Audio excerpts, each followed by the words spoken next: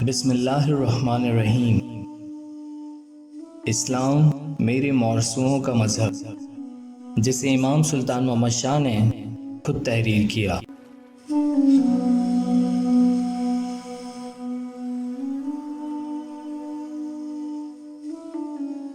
اس زمانے سے اسماعیلیوں کی طرز زندگی یا ان حالات میں جن میں میرے پیرو اپنے مذہب کی پیروی کر سکتے ہیں کوئی بنیادی یا شدید تبدیلی واقع نہیں ہوئی۔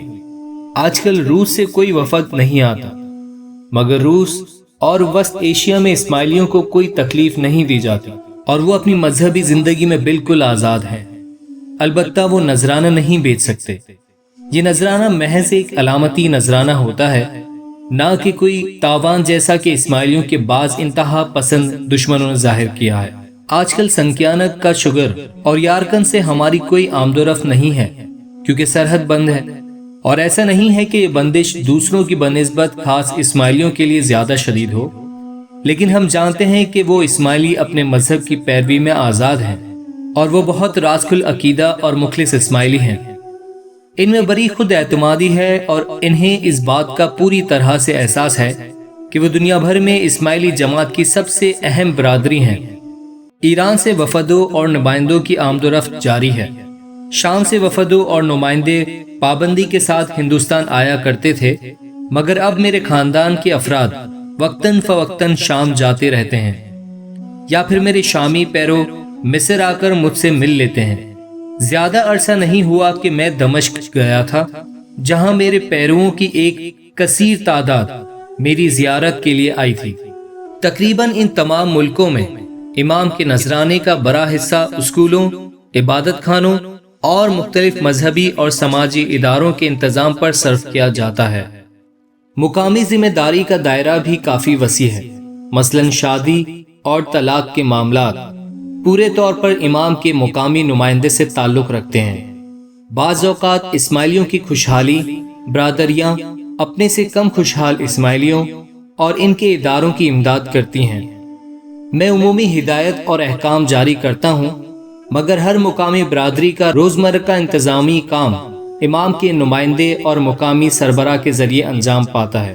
تمام وسط ایشیا میں یہ مقامی سربراہ اکثر مورثی ہوتے ہیں، لیکن اس سلسلے میں کوئی عمومی اور باضابطہ طریقہ نہیں برتا جاتا۔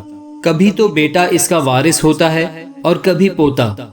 یہ سربراہ کبھی تو وزیر کہلاتا ہے اور کبھی مدار۔ یہ خطاب کثرت استعمال سے بگڑ کر کامڑیا ہو گیا ہے۔ کبھی اسے رئیس یا رائی کہتے ہیں۔ شام میں امام کے نمائندے امیر کہلاتے ہیں۔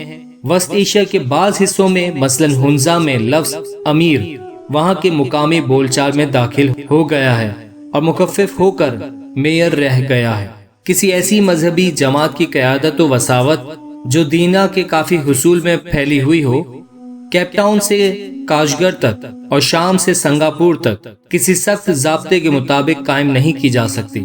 اخلاقی حالات، مادی سہولتیں، قومی امنگیں اور انداز نظر اور نہایت مختلف تاریخی پس منظر، ان تمام باتوں کو ذہن میں رکھنا پڑتا ہے اور ان کے مطابق ناگزیر ذہنی مطابقتیں پیدا کرنی پڑتی ہیں۔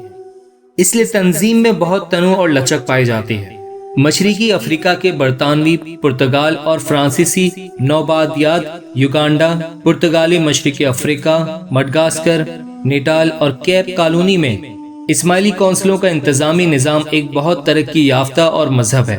تعلیم کے متمزمین، جائیداد کے کارکن، انتظامی اور عدالتی کونسلیں سب کے سب روزمرہ کی انتظامی امور انتہائی محنت سے انجام دیتے ہیں اور میرے عمومی احکامات کے تحت مالیات کا وسیع انتظام بھی کرتے ہیں۔ ہندوستان اور پاکستان میں اسی طرح کا انتظامی طریقہ کار پایا جاتا ہے، مگر وہ نسبتاً کم ترقی یافتہ اور کم منظم ہے۔